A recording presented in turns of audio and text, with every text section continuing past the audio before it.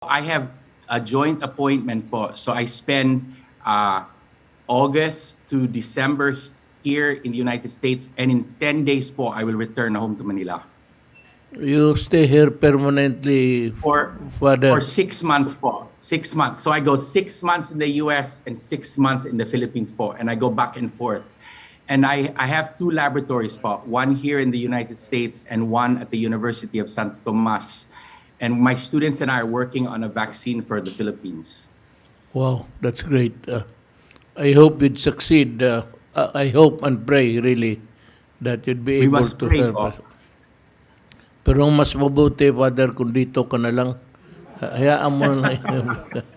So, mas Salamat po. marami na. I will talk to my superiors po.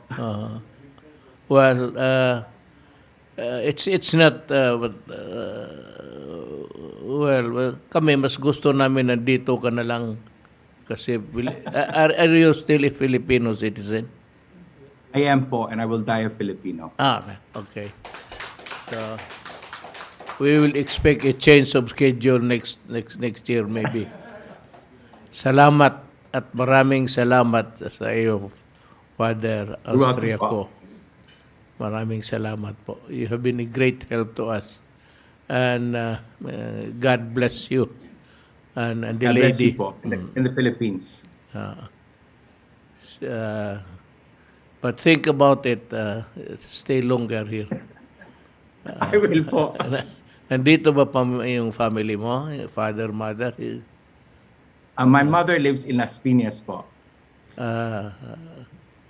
in Manila. And I am currently serving as a balik scientist po from the Department of Science and Technology, because I would like to build up. I was trained at MIT here in the United States po, and I would like to bring back my education to the Philippines.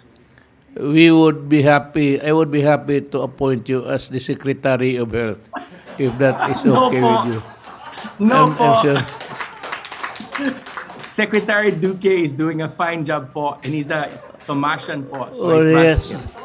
he has shown even a desire really to rest after all these rocos against him.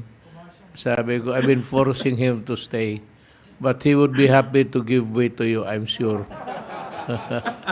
Yes, Salamat. Mr. President, to another Tomasian. Salamat, Father. Thank you. Salamat po. In behalf of the family, our gratitude to you. Yes, Secretary, you have a question to Sir, Father. actually, Sir, Father Austriaco is helping us all throughout, even though not as a state siya. He is with us every Monday talking about COVID-19. And also, he helped Quezon City, sir, on the vaccination. In fact, he's the one communicating with the priest and also with the religious to use the vaccination site, yung mga churches. So yung churches natin, more or less, mga 187 na churches ang inopen natin, sir, sa vaccination during the campaign. And Father Austriaco is very, very instrumental on that, Mr. President. Well, that's an added accolade for you, Father. So, we would be blessed if you decide to accept the portfolio of Secretary of Justice. Short stint. I'm sure Secretary Duque would only be too happy to give way.